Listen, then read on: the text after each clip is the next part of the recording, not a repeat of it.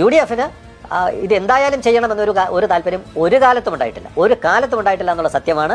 കാരണം അവരെ ഗൈഡ് ചെയ്തുകൊണ്ടിരുന്ന ഫോഴ്സ് എന്ന് പറയുന്നത് മധ്യ തിരുവിതാംകൂറിലെ കോൺഗ്രസ് രാഷ്ട്രീയമാണ്. അവരെല്ലാ കാലത്തും വിഴിഞ്ഞം വരാതിരിക്കാനുള്ള നിലപാട് സ്വീകരിക്കുകയും അരുവിക്കരയിൽ അതിനൊരു ടേൺ ഉണ്ടാവുകയും ചെയ്തതാണ് വിഴിഞ്ഞത്തിന് കിട്ടിയ ഭാഗ്യം. 2015 ഓഗസ്റ്റ് 17 ഉമ്മൻചാണ്ടി സർക്കാരിന്റെ കാലത്താണ് വിഴിഞ്ഞം തുറമുഖ പദ്ധതിയുടെ നിർമ്മാണ നടത്തിപ്പ് കരാറിൽ അദാനി ഗ്രൂപ്പും സംസ്ഥാന സർക്കാരും ഒപ്പുവെച്ചത്. എന്നാൽ കരാർ ഒപ്പുവെച്ചതിന് പിന്നിൽ അരുവിക്കര ഉപതെരഞ്ഞെടുപ്പ് നിർണായകമായി മാറിയെന്നുള്ളതാണ് ഏലിയാസ് ജോൺ വ്യക്തമാക്കുന്നത്. വിഴിഞ്ഞമില്ലെങ്കിൽ വോട്ടില്ല എന്ന് പറഞ്ഞുകൊണ്ട് ഞങ്ങളൊരു ക്യാമ്പയിൻ അവിടെ തുടങ്ങി. അപ്പോൾ ശ്രീ ഉമ്മൻചാണ്ടിക്ക് ഒരു പിടിവള്ളിയാകുന്നു.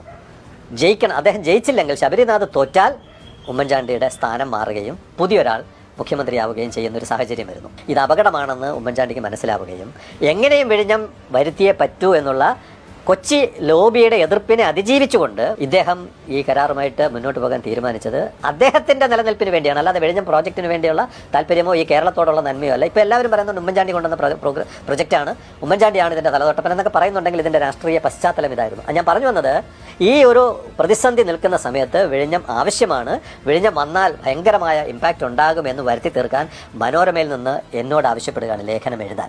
എന്നോടുള്ള സ്നേഹമോ വിഴിഞ്ഞത്തിനോടുള്ള സ്നേഹമോ അല്ല, അരുവിക്കരയിൽ ജയിക്കാൻ മനോരമ അല്ലെങ്കിൽ ഉമ്മൻചാണ്ടിയും മനോരമയും തമ്മിലുണ്ടാക്കിയ ഒരു ധാരണയായിരുന്നു. ആ സമയത്ത് വർക്കൗട്ട് ചെയ്യുകയും ശബരിനാഥ് ജയിക്കുകയും ചെയ്തതിലൂടെ ഉമ്മൻചാണ്ടിക്ക് മേൽക്കൈ ഉണ്ടാവുകയും ആ അട്ടിമറി നാടകം അവസാനിക്കപ്പെടുകയും ചെയ്തു. ഇതായിരുന്നു UDF ഈ പദ്ധതിയിൽ നിർവഹിച്ച പങ്ക്. എന്നാൽ ഇന്നിപ്പോൾ പദ്ധതി യാഥാർത്ഥ്യമാവുന്നതിൽ ഇടതു സർക്കാർ വഹിച്ച പങ്ക് ചെറുതല്ല എന്നുള്ളതും ശ്രദ്ധേയമാണ്. സാമ്പത്തികമായ ഒരുപാട് ബുദ്ധിമുട്ടുകൾ സർക്കാരിനുണ്ട്, പക്ഷേ ഒരു പൊളിറ്റിക്കൽ വില്ലുണ്ട്, പ്രോജക്റ്റ് പൂർത്തിയാക്കണം.